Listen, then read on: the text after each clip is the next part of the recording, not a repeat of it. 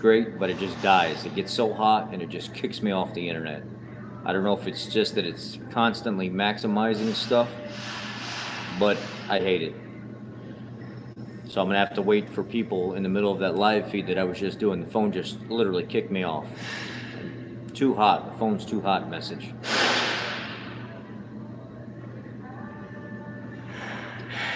So I'm just gonna see if people show up here or not. I mean, the other feed obviously is ended. Maybe I should just continue here. I don't know. But that new S21 Ultra, I could be in the middle of talking on the phone and it'll say something about the phone getting hot and kick me off. I can be in the middle of a video recording and it'll say phone getting too hot and it just stops me from recording. It'll kick me off the internet constantly. That S21 is a great phone and the videoing is better than anything that I've seen before, but if it gets any kind of hot at all, it just automatically boots you off. So now people are on the other live stream right now thinking that I'm still there instead of this one because of that damn phone. I had to go to my cheap phone just to record. I'm trying to see if people show back up here so I can continue where I was at. That other phone is ridiculous. I mean, it's a great phone, but it gets too hot too quick. It's always trying to maximize the video output, the resolution. It's the way that phone is built. It's built to maximize everything that you're doing when you're videoing. I don't get it. It's hard to turn it down. It's hard to stop it from doing it. If anybody here was on the live feed on the other one, if some of you are still on the other one, if you could let them know that this is the new live feed, which is embarrassing.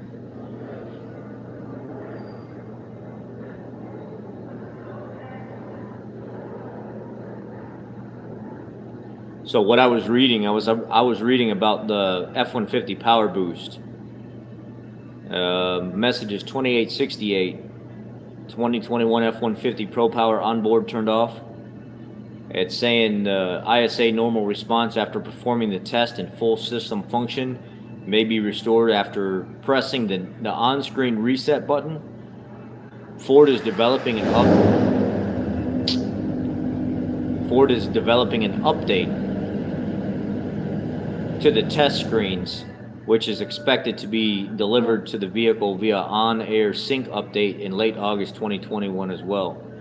Let the customer know they can continue to drive the vehicle and advise to connect to their Ford Pass account and enable the vehicle to accept over-the-air programming. Schedule a follow-up appointment for September of 2021 and contact the customer if over-the-air was received and confirm if the service appointment is going forward.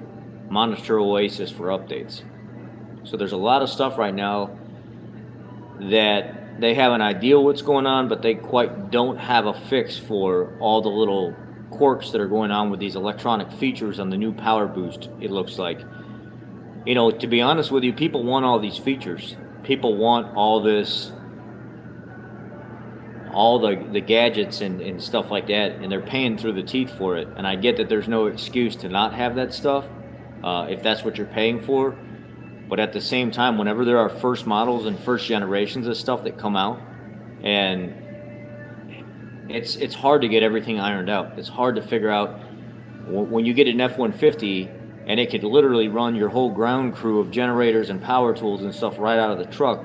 It's hard to figure out what's going on with every little aspect, and then at the same time think that you're never going to run into problems. People go out and they buy the first generation vehicle and then they get so upset when all these things happen. There's still two new right now, but I haven't seen any. We've only sold one new Bronco that the customer ordered way ahead of time. But the Bronco that we have, the red one, it's got like all the bells and whistles, and it's the Sasquatch package and all that other stuff. We've been driving it around, customers have been taking it, or we've been taking it home, customers have been taking it, you know, like as a loaner during the day and stuff like that, and they absolutely love it. They found no faults with it, no check engine lights, no messages coming on. They absolutely love the power and stuff that it makes, all the features and the add-ons that you can add to the vehicle. But Nothing so far. And we have to run the vehicle, I think it's like 3 months before we can actually sell it, Ford said, because that's the first vehicle that we have. So they like people seeing it, people being able to use it, employees being able to use it, drive it, get a feel for it and stuff like that before it's sold. The most fucked up thing that came into me for a fix, this guy came in with like a early model Windstar.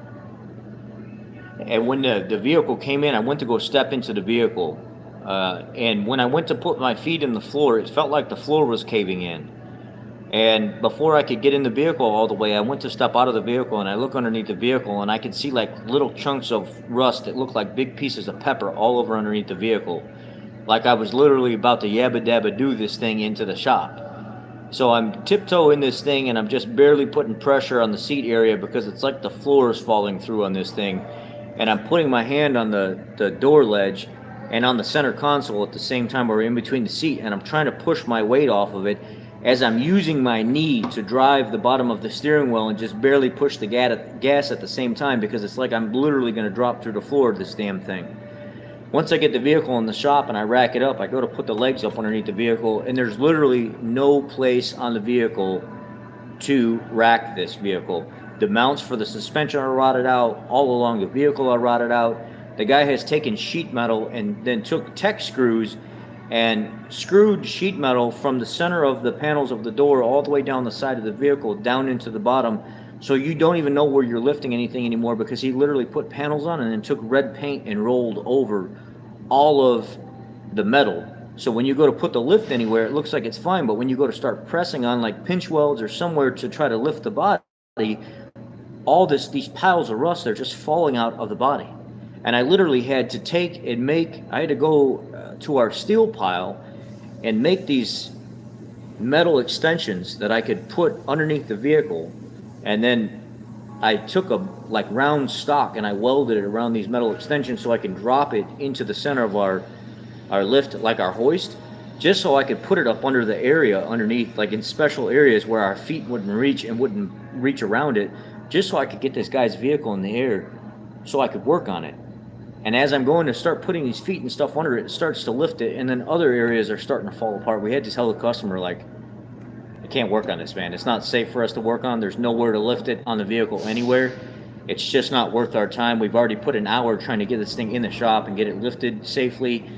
It's literally falling apart. It's not even safe for you to be driving down the road.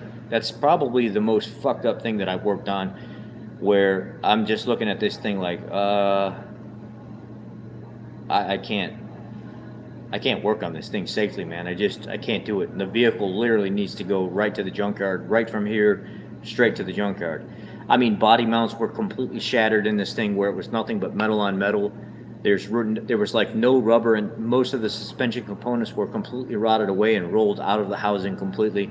The vehicle was totaled. It was trashed.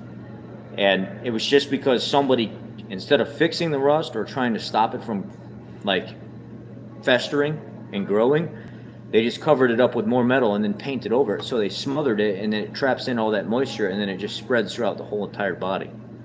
The only way to get rid of that stuff is you got to cut it out. That's the only 100% way to do it.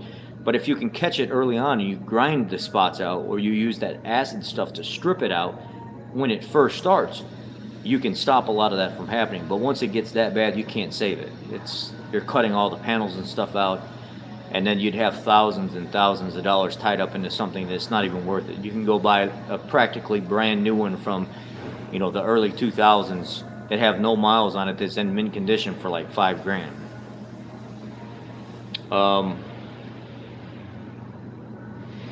Here's another one that came out August 16th, 2021.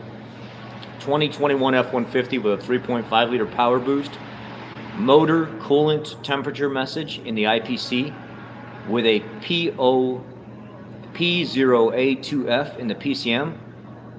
Some 2021 F-150s equipped with a 3.5 liter power boost engine may experience a motor coolant temperature message in the instrument cluster, along with a stand-alone diagnostic trouble code of P0A2F stored in the powertrain control module. This may be due to software parameters in the PCM. Ford is working on an update that is expected via over-the-air in late August 2021. The software will update automatically if the vehicle is connected or connectivity is turned on. Inform the customer that the powertrain durability is not affected and that they can continue to drive the vehicle. Contact the customer in September to determine if they receive the update over the air. If the customer needs assistance, schedule a follow-up appointment and monitor Oasis for updates.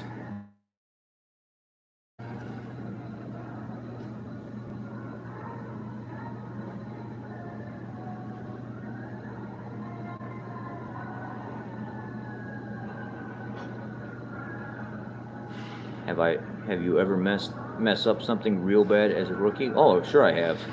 I mean, I've messed up. When I first started out, I would mess stuff up all the time. But I was always the type of person that would own up to it, and I would try to fix it. I would never hide things. I would always go to my boss and say, hey, look, I really screwed this up. I feel bad about it. I feel terrible about it.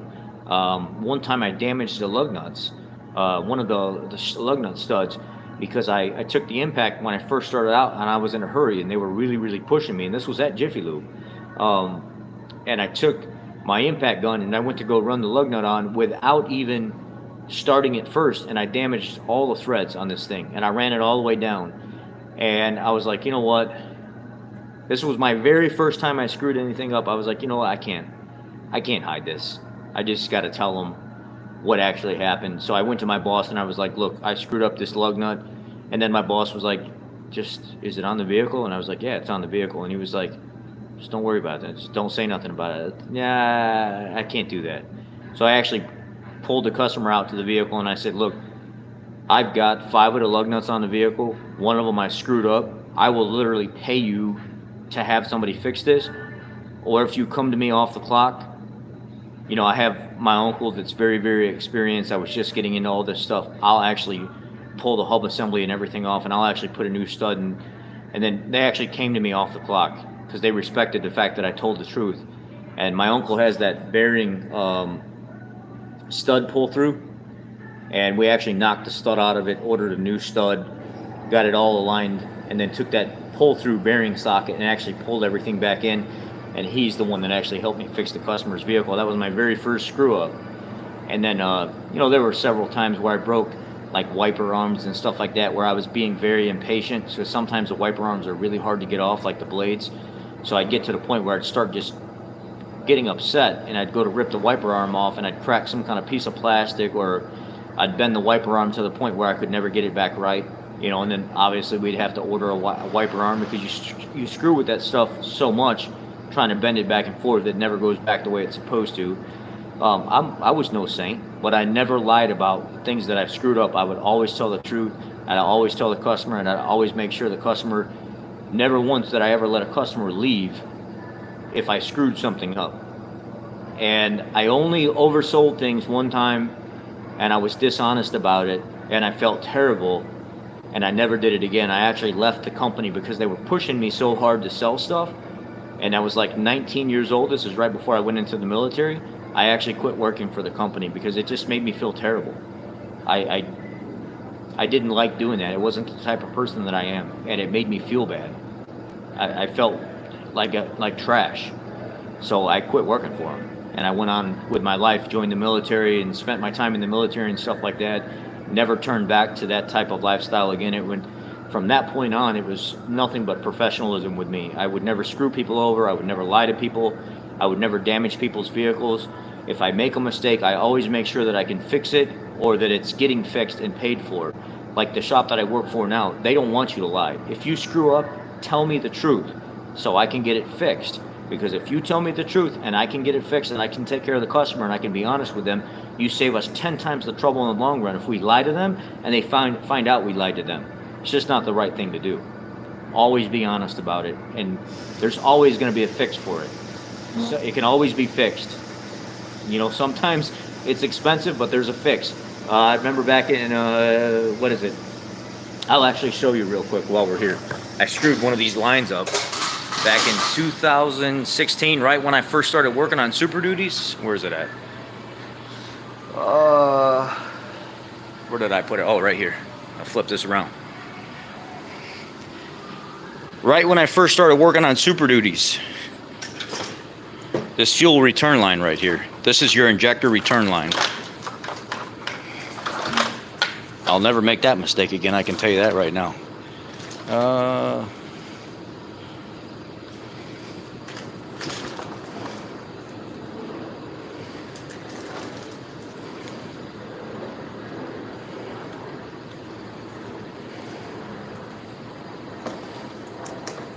Trying to find my other end here.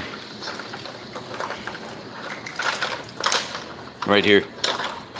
And there's a reason for this. It was a stupid mistake. It was a mistake that I owned up to, but you see how they got these protective collars right here? This is what clips onto the fuel filter, and this is the return line for the injectors. And on the injector, this will go to the fuel filter housing here, this little one. This little port on the outside. And I was working on this vehicle, and I just got done doing a high pressure pump, and high pressure pump and fuel lines. That means that I'm replacing all these fuel lines. I'm blowing out all the lines from the front of the truck all the way back because there was a water contamination in the system. Where's the high pressure pump? Here it is, up here. And then the high pressure pump, I pulled these two valves out. Now there's this single valve here. I pulled this one out, there was metal on it, so I knew the system was shot. It was almost $13,000 to replace the whole entire system. This pump is expensive, all the lines are expensive. This is the passenger side fuel rail, and then here is the driver side fuel rail. And I pulled these two sensors out as well. It's one of the first indications on whether or not you have actual fuel contamination. I can pull this sensor out, and I can pull this sensor out.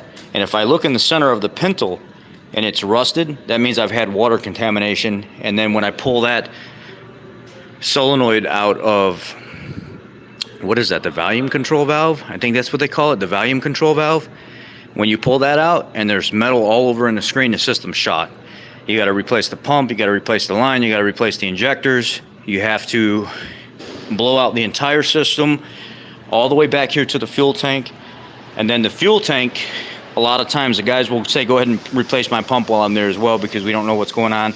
But you really don't need to do that. As long as everything's cleaned out, the tank's cleaned out, the lines are cleaned out, you put new fuel filters and stuff in it, that's your box filter downstream, and then there's that round canister filter. I actually broke this, and I got scared. I didn't know what it would take to replace this, but now you see how they got this protective collar on here, and it's super easy to break this fitting. And now when you do these updated kits, this collar comes with it. If it hasn't been changed already, you actually take this out of the kit and you snap this collar on there, and it protects this elbow or this joint inside here. And I snapped this, and there's no way to fix it. When you do that, you have to replace that whole entire return section. And that return section goes from this nipple here, here, here, here. It travels across the front of this motor. It comes over, it'll go here, here, here, and here, and then it'll go up here to the fuel filter, and it returns on that side, and I cracked it. And I was like, you know what, I'm not even, I screwed up. I freaking screwed up. I mean, what am I gonna do? I'm not gonna lie about it. And the company paid for it. I mean, we do have a policy or whatever, if you're on the clock and it's a job and it's honestly something that you made a mistake on, most of the time the company they pay for it. They got money put aside for that. So I ordered the whole new line, and I was able to actually fish it through here real nicely and put everything back the way it goes. Yeah, it took me a couple hours to do it because it's such a pain in the butt, but I was able to get it all put back in for the customer. So even as what somebody would consider a pro now, that I just say I'm experienced, I still make mistakes sometimes, but that was back in 2017. I learned from that. I'll never make that mistake again because I learned from that situation. The good thing about when you do this stuff, trying to flip this back around, is if you learn from your mistakes and you don't make those mistakes again, that's somebody worth putting their time into. Now, if you continually make that mistake over and over and again, knowing that it's a problem and you're not learning from it, I don't think I would put my time into a person like that. They're just showing that they don't care to make those adjustments, and I did. I will never make that mistake again.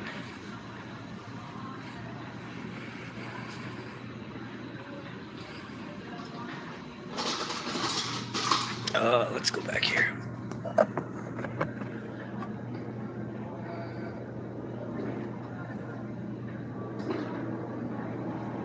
No, I haven't been to school for any of the new EV stuff, and most of the technicians have not been to school for the new EV stuff.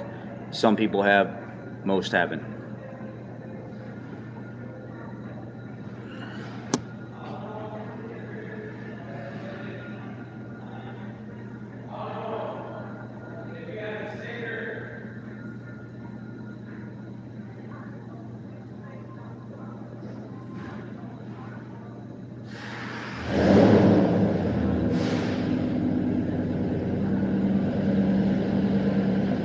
So I've covered the F350 rear end crushing.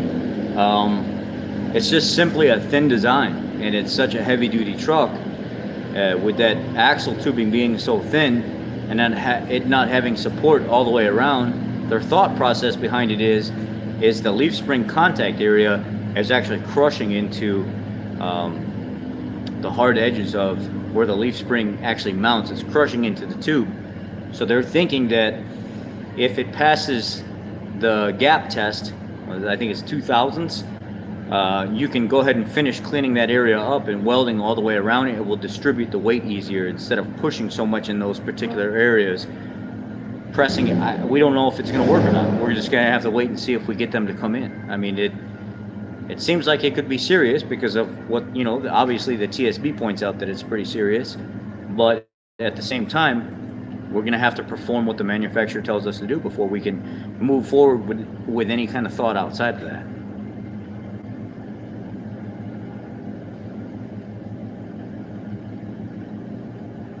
Uh, 5.4 3-valve Triton. I think it's a good motor. I think it's actually a great motor. It's the motors that I like are the end of 08, 2009, and 2010. I never have problems with those. It's those middle year 2000, 2005, 2006, 2007 that I've had the most problems with so far. But like the end of 08, 09, 2010, I never have issues with them. And they're pretty strong motors.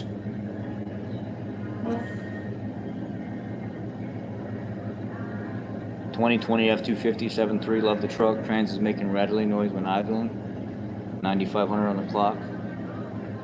I mean, if it's making a rattling noise, take it into the dealership. It's still under warranty. Let them handle it. Put it in their ballpark. Build a paper trail. The more you can build a paper trail, the more you're covered. The more you wait, the more you don't speak up about it, the more you're going to have problems.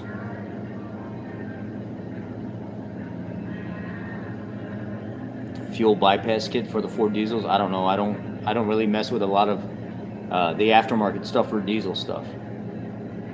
2013 Explorer Police fuse panel has power. The HD fuse is good. No power to anything. Help.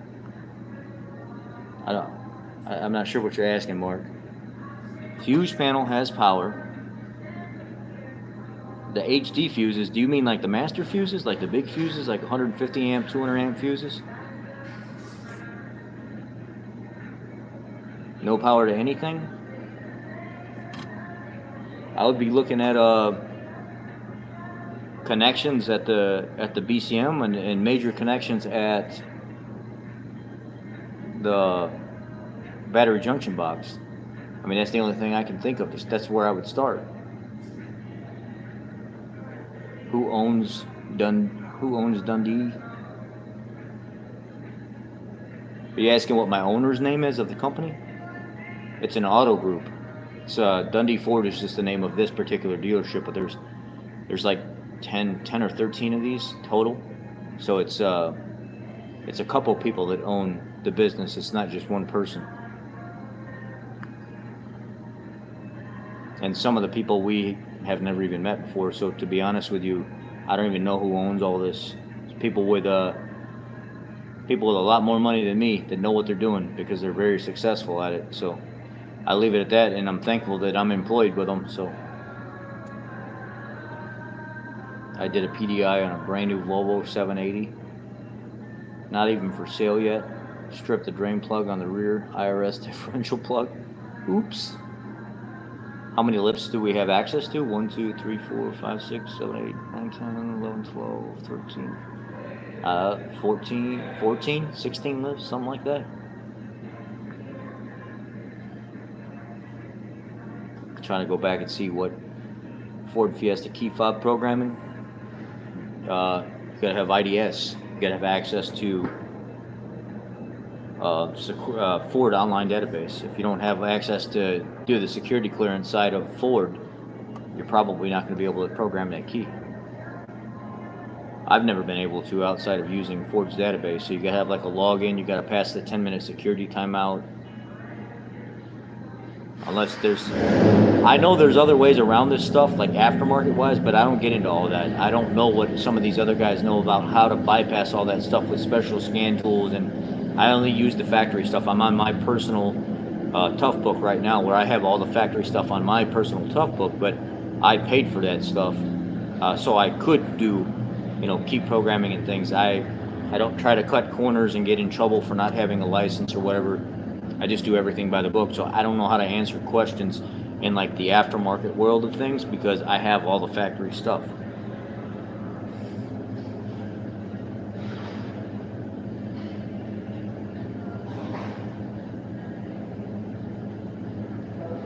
I don't know anything about the 2020 3.5 liters lifters making noise. I know about cam phasers making noise, rattling on startup, but I don't know anything about lifters. That's all new to me. I've not seen anything about that.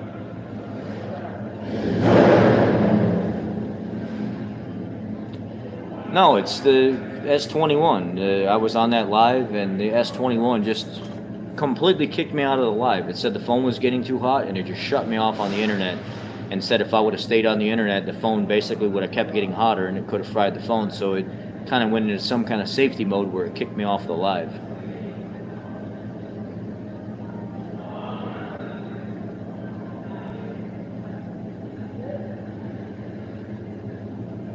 I mean, if you guys can go to that other chat and the other live is still playing, I would love it for you guys to say, look, there's a new one. Just go back and look.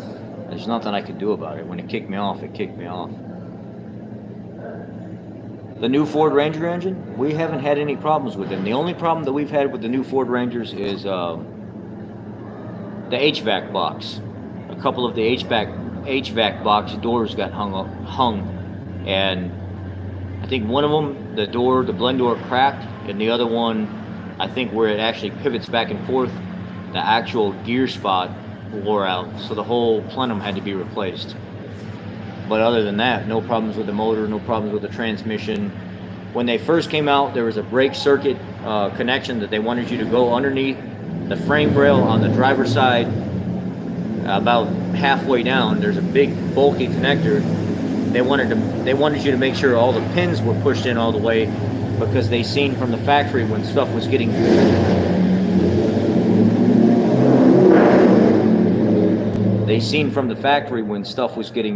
put together, pins were getting pushed out on the brake circuit, so they had an update for that, but we fixed that stuff quick. But there was no real problems with that truck that we've seen so far.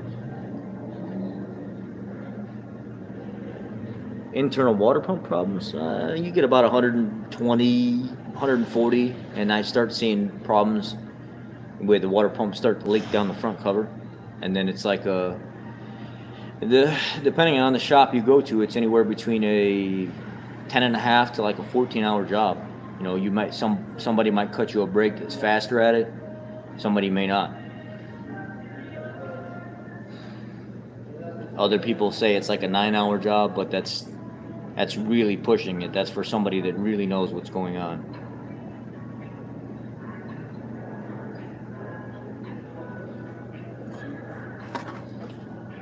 I'm going to go home. Actually, I'm going to go over to the other shop. I'm going to go, the lift is supposed to be installed. I'm going to shoot you guys some pictures if the guys got the lift up. They were supposed to have it all taken care of for me, so I'm going to stop by there real quick and just make sure everything's good.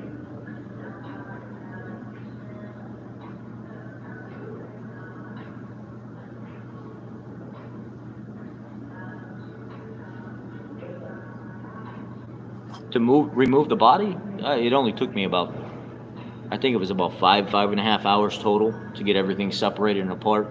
But it's been a long time since I did this. Our diesel guy quit and went somewhere else. He went to like more of a fleet type thing where the dealership is kind of like out of his hair completely. He has a supervisor, which is another tech, and that guy is the one that calls the shots with the fleet stuff. So he never even has to see management. All he does is just work, and he doesn't have to deal with parts. He doesn't have to deal with management. He doesn't have to deal with any other kind of crazy techs.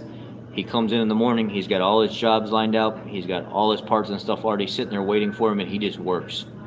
And that's what he was looking for. He was looking to kind of get out of more of the mainstream dealer, go get this quoted out, send this in for X time, send it to the customer, wait for this, wait for that. He was like, man, I'm tired of all this yes and no, back and forth stuff. I want to go to a place that deals with heavy duty fleet trucks, but still work for a dealership and just do nothing but just work and book hours. I'm tired of all the politics behind everything, and he found it. I mean, he literally found it. He said it. I talked to him the other day for like 2 hours, and he was like, I love this way better than working in a regular shop that doesn't have the fleet stuff, because I don't have to worry about yeses and nos. It's a fleet truck. They want it fixed. It's always yes. Just fix it. Well, I got left with this truck back here, and the motor after 1,500 miles it's already making a knocking sound internal. So we got back a hold of Ford, and Ford said, okay, go ahead and pull everything apart, pull it all the way down to the block, pull heads and stuff off of it. Let's inspect pistons, piston skirts. Let's inspect the valve train and stuff like that, and see where this clatter is coming from at idle. And then even off idle, you can hear it. It sounds like a wrist pin or a cracked piston skirt is what it sounds like. Fairmount or Ranchero. I don't. I love the Ranchero. I love the Fairmount. I don't know. For me, I'd have to say probably Ranchero.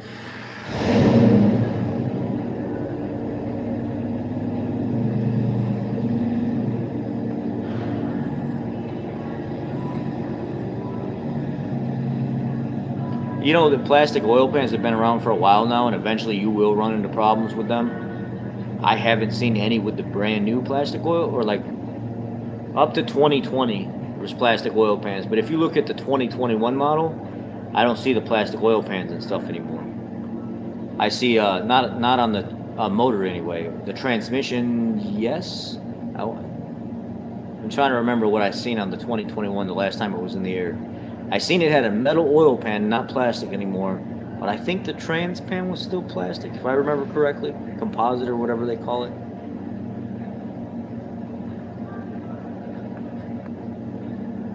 Okay, I have to go back and see what. I'm trying to piece in messages because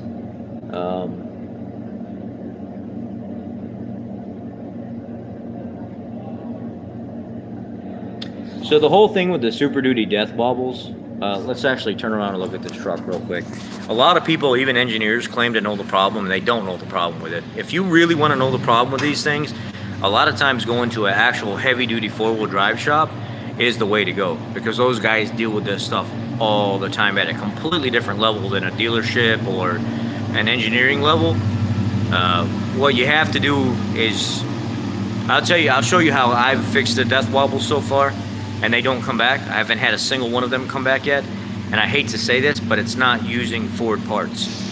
Let's look at this truck right here real quick.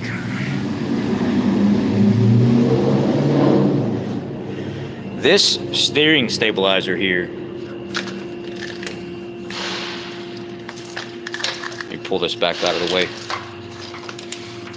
This steering stabilizer here seems to wear out really quick on the Ford Super Duty trucks. And I think it's a 15 millimeter and an 18 millimeter. I pulled this off of here. And a lot of people that go back with the updated Ford steering stabilizer, within 20,000 miles, they say they're already experiencing the problem all over again. What I do is I take this off, and I recommend ahead of time when they come back in that they bring me a Fox heavy-duty steering stabilizer or a rough country heavy-duty steering stabilizer. And a lot of times they'll say, while you're there, don't just do that. Go ahead and swap out my shocks as well. And let's just do a whole Fox heavy duty, shock front end, or they'll say let's do a full rough country or something like that, and I never see those people come back again. The factory components on the steering stabilizer, it seems to only last about 15 to 20,000 miles, sometimes longer before it starts acting up again.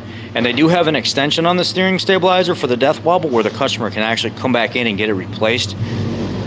But honestly, I like the heavier duty stuff better, and the customers never come back. And it just starts this oscillation where this at 45, 50, 55 mile an hour, you'll hit a little bump and it'll be just enough that these tires start to shimmy, and then they start to really shimmy, and then the steering wheel is shaking back and forth. And once I replace this with a heavier duty one than the factory one, I never have issues again. I never have them come back.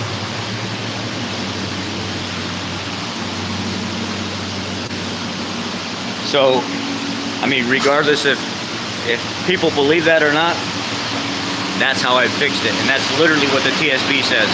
Somebody's washing a car right now, so.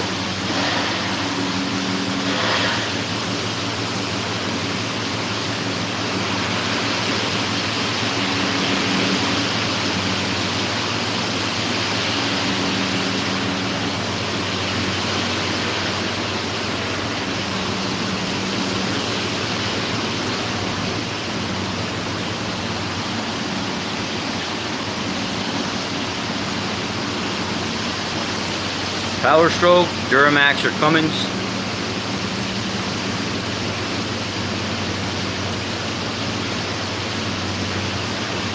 Without saying it,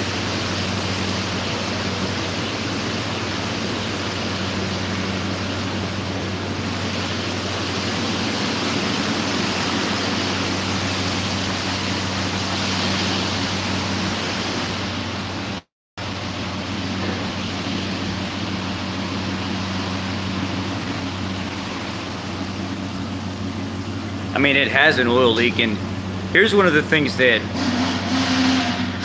I don't understand. Ford wants us to use TA357. They say TA357 is the silicone that you're supposed to use to seal these oil pans and stuff up. But if you ever seen any of Aaron's videos from Power Stroke Tech Talk, I did something recently that I seen on his channel, and he said go to the TA357. Let's do it right now while we're live before this phone dies, because this phone is really low. Actually, I already have a bottle of it ripped open, but let's go down here right now and we'll do it live while we're on camera, so you guys know I'm not lying to you. I can actually show you.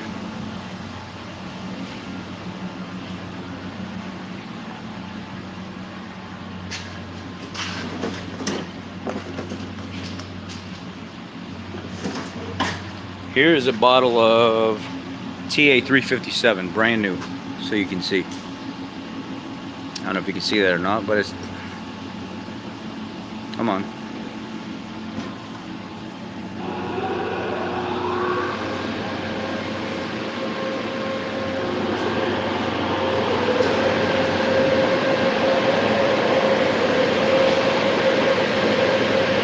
Let's take this label off of here and see what it is. I didn't believe Aaron at first, because I was like, why would Ford rebrand Loctite silicone and then put it out? But then when you call silicone and you ask them if this brand, he said he called silicone, or he called Loctite up, and he asked them if this label underneath this was good for diesel, and they said no, it's permeable by it. You shouldn't use that silicone on diesel applications, because with fuel dilution, the diesel is going to get in the oil and it's going to break the silicone down.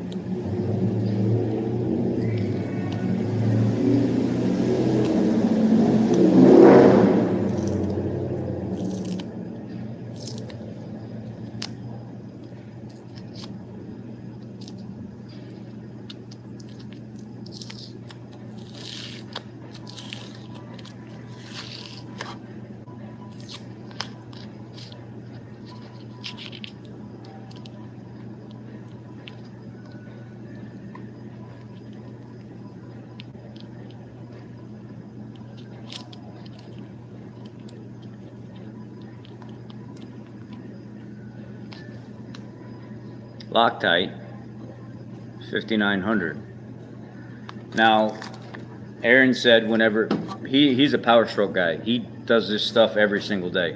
He's a genius when it comes to this stuff.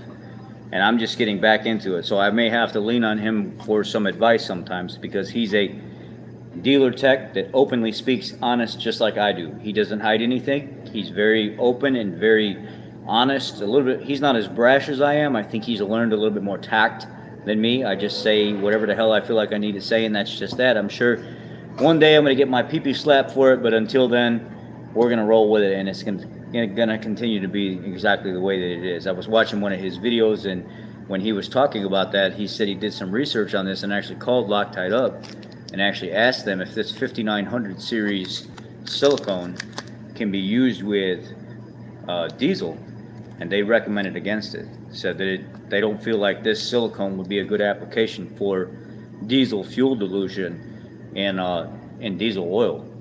And then Ford is saying that this is what they want you to use on their oil pans, their front covers, everything. Well, if that's the case, and this stuff is not supposed to be compatible with diesel fuel and diesel dilution, then why would we be putting this on the motors and stuff? So Aaron was saying that he's going to go back with TA31, the stuff that was actually made for diesel 7.3s and stuff like that, and that's all he's going to use from now on, because that stuff is what it was designed for. This TA357, to just throw it out there and then discontinue everything else and say, I'll start using this on everything.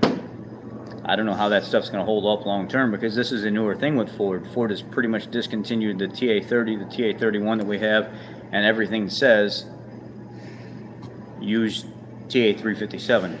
Even on the back of it, it says required for gasket applications on all 3.5 liter and 3.7 liter engines. That doesn't say anything on this label about 6.7 liters or anything outside of these particular gasoline engines, which would be fine on a 5 liter as well, same concept. It didn't say, this label doesn't say that it's actually safe for diesel engines, but now this is what's being used on diesel engines. So I'm assuming that's why so many of the oil leaks are coming back, because this is probably not the right product to be using on it, and it's probably a flaw on the manufacturer's part by saying that this is what they want you to use. When you call the company up that makes the actual product inside here that's repackaged with Ford's label on it, which there's nothing wrong with that, it's a great product. I just don't think that it's super compatible with the diesel applications, and that's what they want us to use, resealing the oil pans and stuff. Now, I do know a guy that's been doing this for 40 years, and he uses this stuff on the diesel stuff, and he says he never has a comeback with oil pans leaking. So here's where the confliction comes in. You get one diesel tech saying that he doesn't really like it. You got another diesel tech that's been doing it for 40 years that says he's never had a problem with it. So now I'm in the middle, and I'm like, well, what do? Do I actually pick up the phone tomorrow and call up Loctite and verify myself that they actually do not recommend using the 5900 series silicone on diesel engines? Should I just be the tiebreaker here to see if Loctite themselves is actually saying that they don't recommend that?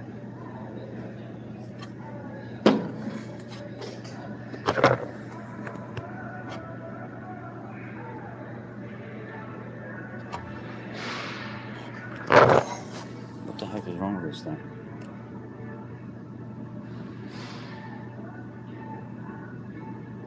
Look at this.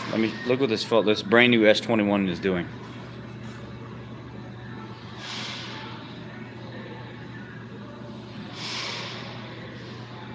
This is that brand new S21 that I just bought for $1,200.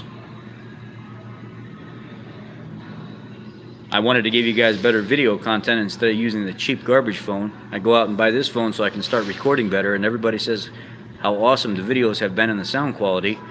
This thing's literally freaking the hell out.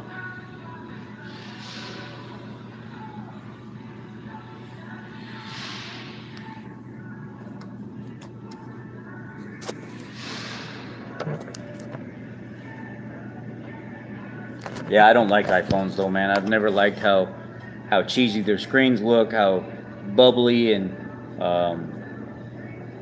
cartoony looking it is. I understand people like iPhone, but I'm not an iPhone guy. I really do not like iPhone at all. I despise it.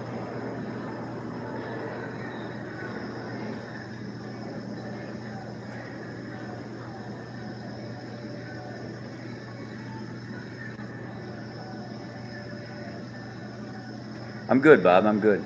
Um,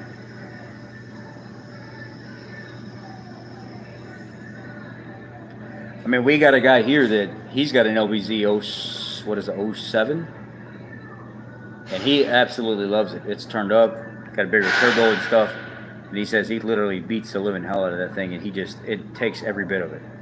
So I can't say whether or not, because I'm not a professional in that regard. Um,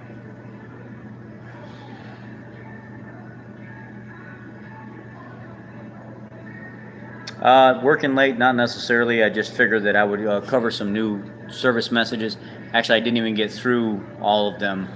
The last one that I have in the computer, and then I probably do need to get off of here and get to the other shop real quick before I go home just to check everything out.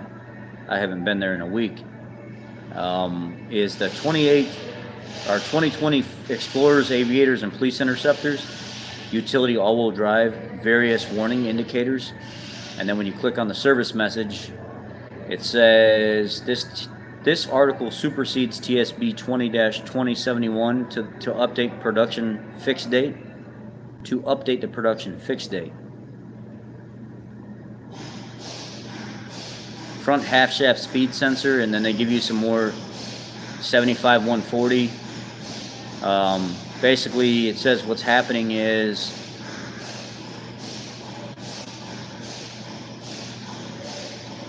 this is new to me.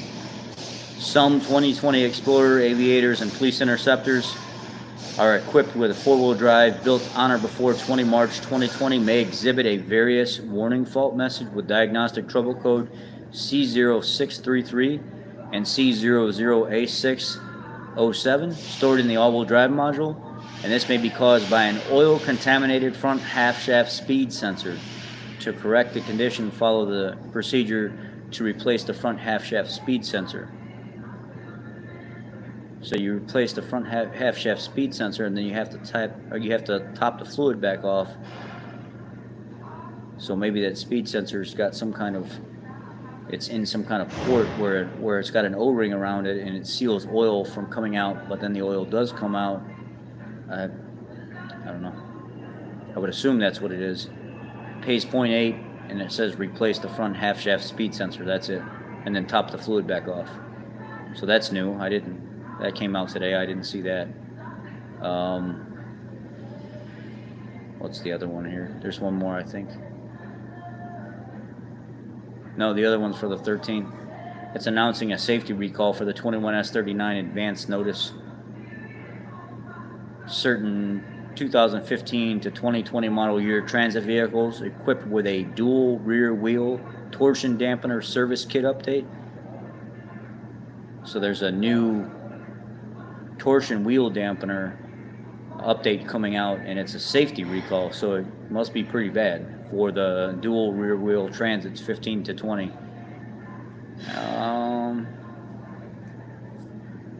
Here's a diesel engine oil leak on the 13th.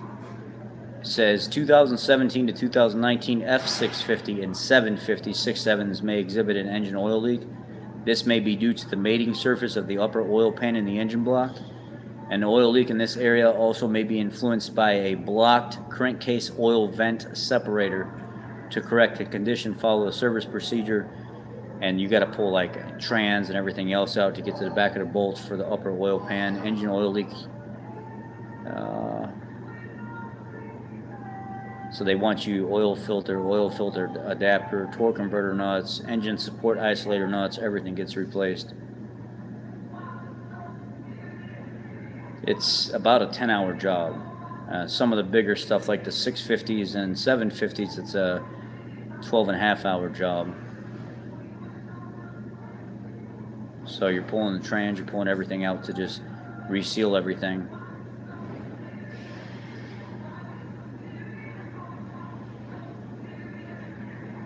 Good job, man.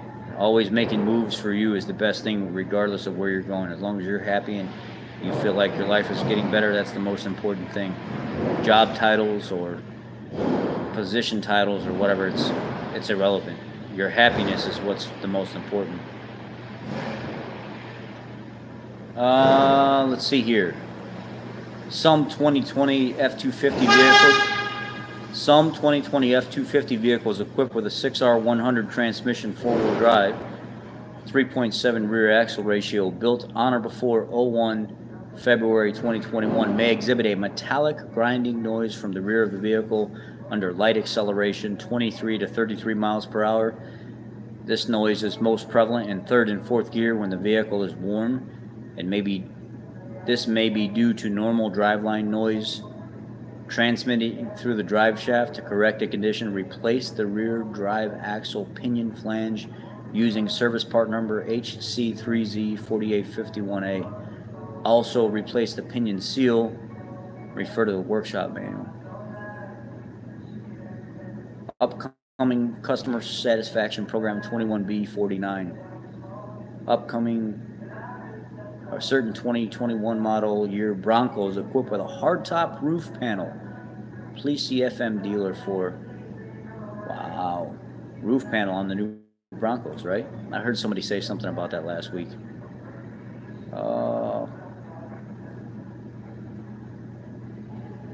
Certain 2021 and 2022 model year Bronco Sport and 2021 Corsair and Escapes.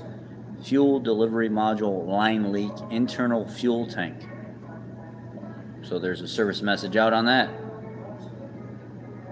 19 to 21 Edge, Nautilus, Transit, Escape, Corsair, Bronco, intermittent noise and intermittent no reverse engagement. Uh-oh.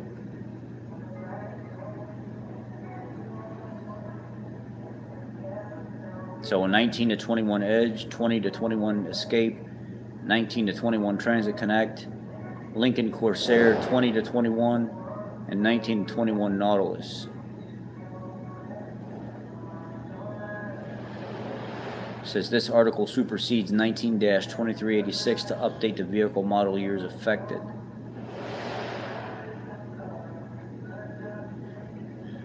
So some 19 to 21 Edge, Nautilus, Transit Connect, 20 to 21 Escape Corsairs, 21 Bronco Sport vehicles equipped with an 8F35 may exhibit illuminated malfunction indicator with diagnostic trouble code P0766 stored in the powertrain control module and or intermittent no reverse engagement. This may be due to contamination in the main control valve body separator plate. To correct the condition, follow the service procedure. I did run into this. It was a 19 Edge that came in, and every once in a while when you'd go to put it in reverse, it just would not go in reverse. It would not do anything. It would sit there and rev up and rev up and rev up. Rev up your engines, or fuck up your engines, right? And it would, it just wouldn't go anywhere. And then you could let it sit for a while. No, they don't offer a new V8 in the new Bronco. I wish they did, man. That would blow sales out of the water if you put a 5-liter V8 in that Bronco. Oh my God, that you couldn't keep those things on the lot. They would just be sold everywhere. You'd never have a problem selling one. So I did have a 19 Edge come in, just like it says on here, and it wouldn't go in reverse. And then you let it sit for a while and come back and start it up, and all of a sudden reverse would be working. And I think they offer a turbo 4-cylinder, and then they offer the twin turbo 2.7 liter V6, which is pretty powerful overall. But anyway, I ended up taking the Edge to the trans guy, and he actually pulled the valve body and everything apart. Had to clean everything off, any kind of residue or junk or anything on the valve body, and he pulled the separator plate out of it, cleaned all that out of there, and sure enough, there was some debris that got caught on some of the grease that they put in between the separator plate and the valve body, and it was just enough to plug up one of the flow ports for reverse. And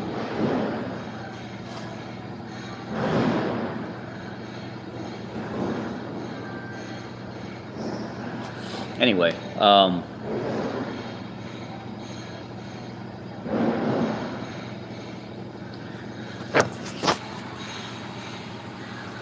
I gotta get out of here, guys. I gotta head out. I got just enough time to make it to where I was going, and they asked me to stay a little bit later tonight, but unfortunately I'm not gonna get done what I thought I was gonna get done.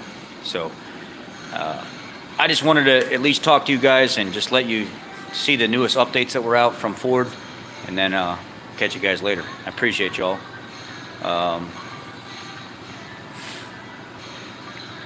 Yeah, I'll see you, Bob. Bob, obviously I'm going to be a little late because I had to update all this stuff, but you live pretty close, so I hope so. I hope they, never mind. I can't say what I was going to say, but I'll catch y'all later. Thank you guys again. Any questions, leave it in the message box, and I'll get back to you when I can. I thank you. Appreciate you.